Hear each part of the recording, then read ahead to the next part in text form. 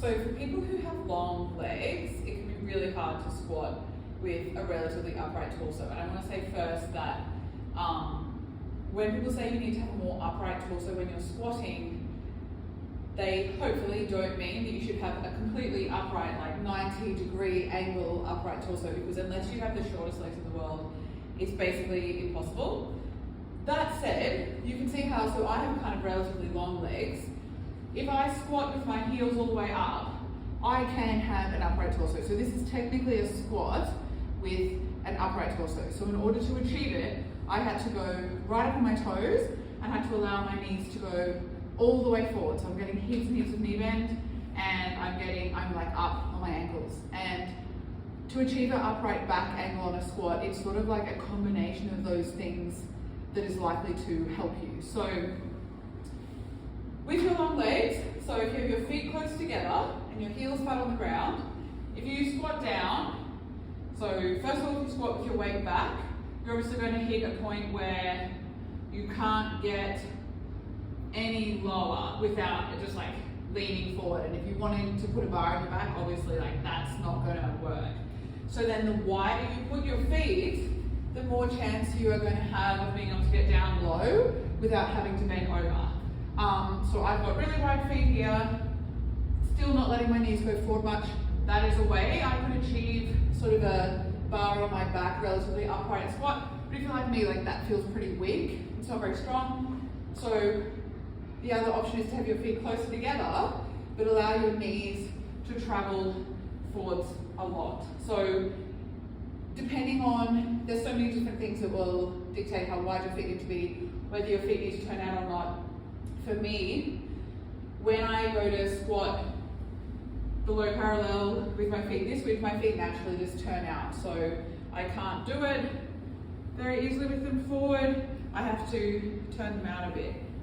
So for me, feet just wider than hips, toes turn out just a little bit, pushing my knees forwards is how I achieve a below parallel squat with a relatively upright torso.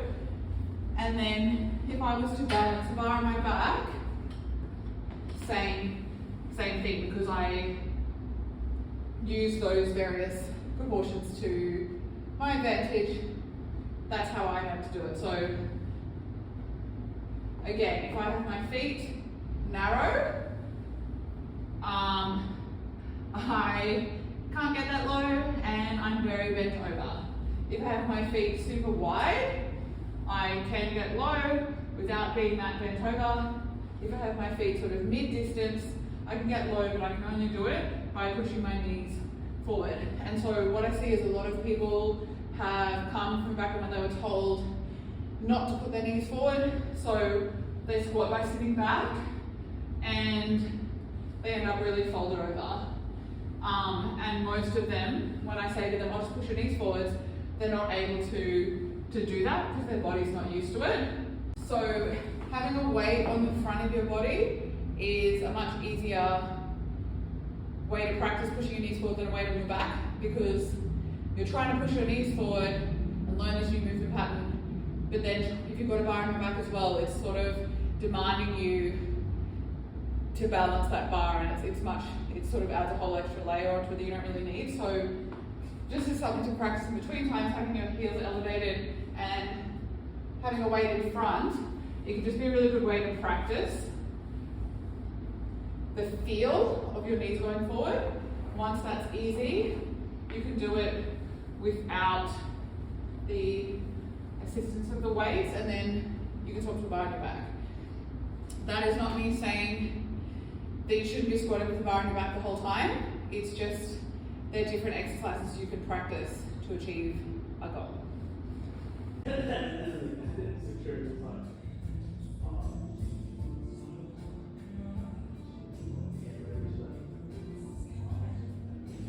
Just stop.